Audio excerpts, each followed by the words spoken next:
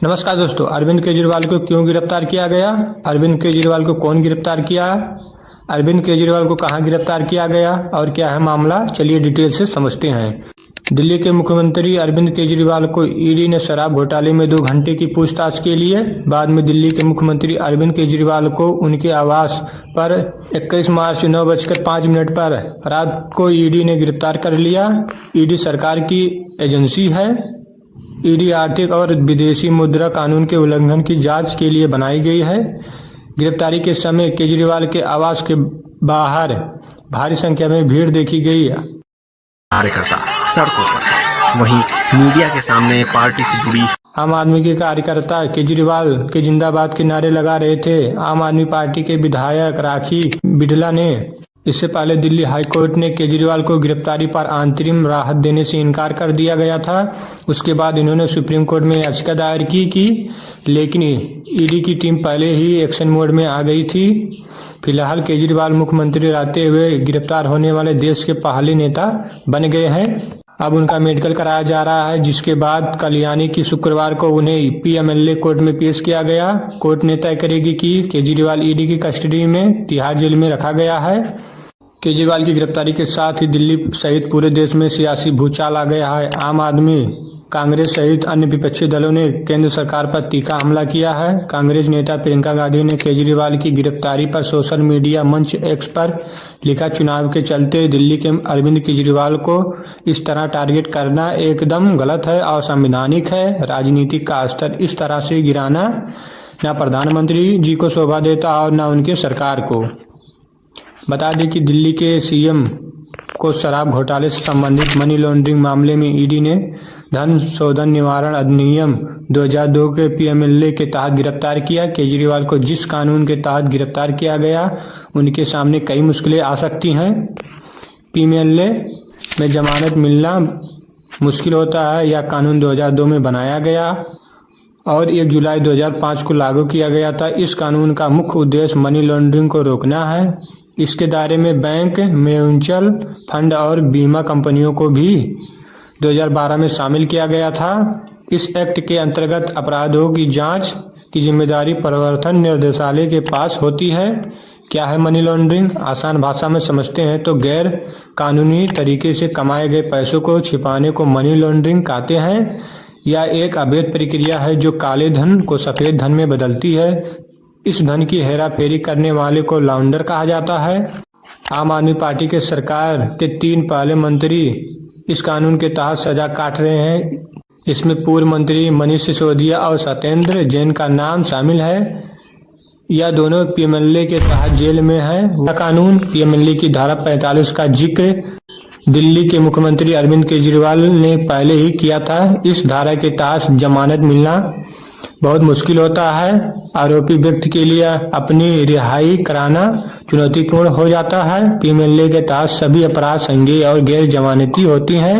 ED के cases में जमानत क्यों नहीं मिल रही लोगों को? अब ये पूरा कानून इन्होंने ईडी में पलट दिया। अब इसमें हो गया you are guilty till proved innocent. इस कानून में इन्होंने ये लिखा है कि आपके ऊपर आरोप लगेगा, आपके ऊपर एफआईआर होगी, झूठा सच्चा जो मर्जी आरोप लगा दें, आपको गिरफ्तार कर लिया जाएगा और आपको बेल तब तक नहीं मिलेगी जब तक आपका मुकदमा पूरा नहीं हो जाता और आप इनोसेंट। जिनमें अग्रिम जमानत का कोई प्रावधान नहीं है। आसान भाषा में समझते हैं तो पीएमएलए के तहत गिरफ्तारी व्यक्ति को अपनी बेगुनाही साबित करनी होगी कि उसके खिलाफ लगे सारे आरोप झूठे हैं। हालांकि यह साबित करना बेहद मुश्किल हो सकता है। धारा 45 के तहत जमानत के लिए 2 शर्तें हैं। वर्तमान सरकार ने 2018 में पीएमएलए में संशोधन किया था, जिसके मद्देनजर धारा 45 के तहत जमानत के लिए 2 शर्तें हैं।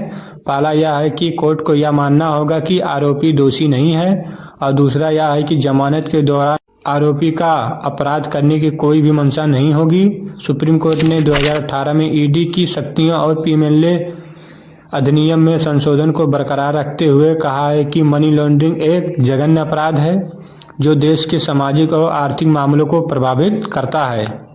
प्रियंका ने आगे लिखा, अपने आलोचकों ने चुनावी रणभूमि में उतरकर लड़िए, उनका डटकर मुकाबला करिए, उनकी नीतियों और कार्यशैली पर बेशक हमला करिए। यही लोकतंत्र होता है। मगर इस तरह से देश की सारी संस्थाओं की ताकत का अपने राजनीतिक मकसद को पूरा करने के लिए इस्तेमाल करना, दबाव डालकर उन्हें कमजोर करना लोकतंत्र के हर उसूल के खिलाफ है।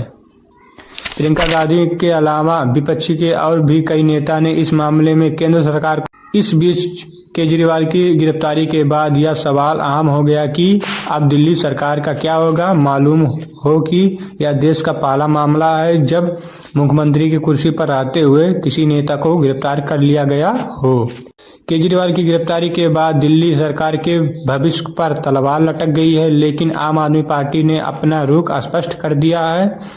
अरविंद केजरीवाल की गिरफ्तारी के बाद आम आदमी पार्टी ने साफ कर दिया है कि वो केजरीवाल सीएम बने रहेंगे, वो इस्तीफा नहीं देंगे। यही चाहेंगे केजरीवाल साहब को जेल नहीं आना चाहिए। अगर जेल जाते भी हैं तो भी सरकार चलाते रहे, जहाँ जेल से ही क्यों न चलाना पड़े, सरकार चलाए, बिल्कुल चलाए जेल सरकार। हम किसी दूसरे को पावर दे ही नहीं सकते, हम उन्हीं के पास रहेंगे। हम सब लोग उनके साथ लगे हुए हैं, पूरी दिल्ली की जनता उनके साथ है, सब लोग उनके साथ है। और एक ही पार्टी रह गई है जो बीजेपी को टक्कर दे सकती है, वो भी अगर आप ये हटा देंगे। ये भी 20 साल तक बीजेपी नहीं आ सकती दिल्ली में। दिल्ली में बीजेपी 20 साल तक नहीं है, चाहे जितने लोग सामने वादे करें कभी आ ही नहीं सकते। ये महाभ्रष्ट आदमी, महाबेईमान आदमी। उनको जेल से ही सरकार चलानी चाहिए। कोर्ट से सजा हो जाए, जेल में चले जाए तब, वैसे रेस्ट करने से इस्तीफा नहीं देना कभी। बीजेपी वालों को उनसे काम देखा नहीं जा रहा, तो इसलिए उनको कुछ ना किसी तरह से उनको अंदर करना चाह रहे हैं।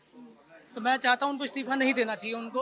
तो उन्हें जेल से सरकार चलानी चाहिए, आपका क्या कहना है? बिल्कुल चलानी चाहिए। आज तक किसी प्रधानमंत्री ने, नेता ने ऐसा काम नहीं करा जो अरविंद केजरीवाल ने करा है। घर घर में जाकर के पूछो कितनी बीमारियों है, बीमारियों का इलाज उन्होंने कराया है। अरविंद केजरीवाल की कौन कौन सी योजनाओं का लाभ आपको मिला है? मेरी 2 बहुओं की जान बचाई है, ऑपरेशन हुआ है प्राइवेट हॉस्पिटल में अरविंद केजरीवाल की वजह से। मेरे घर में और हमेशा रहेंगे, चाहे हमारी जान क्यों न जाए। मंत्री अतिशी ने कहा है कि केजरीवाल सीएम थे और रहेंगे। उन्होंने कहा कि अरविंद केजरीवाल एक विचार है, उन्हें खत्म नहीं किया जा सकता। 1 रुपए की भी रिकवरी ना ईडी ना सीबीआई कर पाई है। 500 से ज्यादा अफसर इस केस में लगे हुए थे, 1000 से ज्यादा रेड्स हुए। आम आदमी पार्टी के नेताओं के घर, मंत्रियों के घर, उनके ऑफिसेज में हर जगह रेड हुई, लेकिन उसके बावजूद 1 रुपया आज तक नहीं मिला है। तो आज लोकसभा का चुनाव अनाउंस होने के बाद अरविंद केजरीवाल का अरेस्ट एक राजनीतिक साजिश है, लेकिन मैं प्रधानमंत्री नरेंद्र मोदी जी को कहना चाहती हूं कि अरविंद केजरीवाल सिर्फ एक इंसान नहीं है, अरविंद केजरीवाल एक विचार है। अतिशी ने कहा है यह आम आदमी पार्टी और अरविंद केजरीवाल को रोकने की साजिश है। उन्होंने 24 मार्च को जेल से ही अपनी सरकार के लिए पहला आदेश जारी किया था। यह आदेश जल मंत्रालय से जुड़ा था। अरविंद केजरीवाल ने प्रवर्तन निदेशालय की हिरासत से निर्देश दिया था कि सभी सरकारी अस्पतालों और मोहल्ला क्लिनिक में लोगों को दवाइयां तथा जांच सुविधा उपलब्ध हो। स्वास्थ्य मंत्री सौरभ भारद्वाज ने कहा कि केजरीवाल को मोहल्ला क्लिनिक में जांच में समस्या के बारे में सूचना मिली। हमारे मोहल्ला क्लिनिकों पे आश्रित है और इस तरीके की सूचना मुख्यमंत्री जी को मिली है कि कई मोहल्ला क्लिनिकों के अंदर जो मुफ्त टेस्ट होते थे उसके अंदर समस्या आ रही है।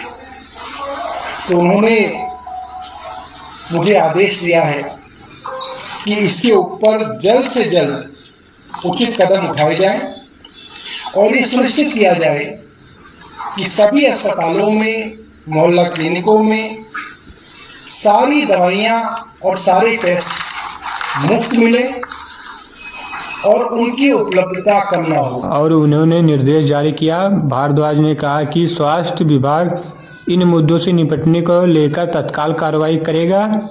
उन्होंने कहा कि केजरीवाल की ओर से मिले ताज़ा निर्देश से पता चलता है कि हिरासत में होने के बावजूद वह हमेशा दिल्ली के लोगों की भलाई के बारे में सोचते हैं। आम आदमी की पार्टी के नेता अरविंद केजरीवाल जी की तरफ से सभी दिल्ली के लोगों को ये आश्वस्त करना चाहता हूं कि आपका मुख्यमंत्री चाहे जेल में है मगर सोच वो सिर्फ आपके लिए रहा है, सिर्फ और सिर्फ जनता के लिए मुख्यमंत्री सोच रहे हैं। केजरीवाल ने पिछले सप्ताह जल मंत्री अतिशी को निर्देश जारी कर शहर के कुछ हिस्सों में पानी और सीवर से जुड़ी समस्याओं को दूर करने के लिए कहा था।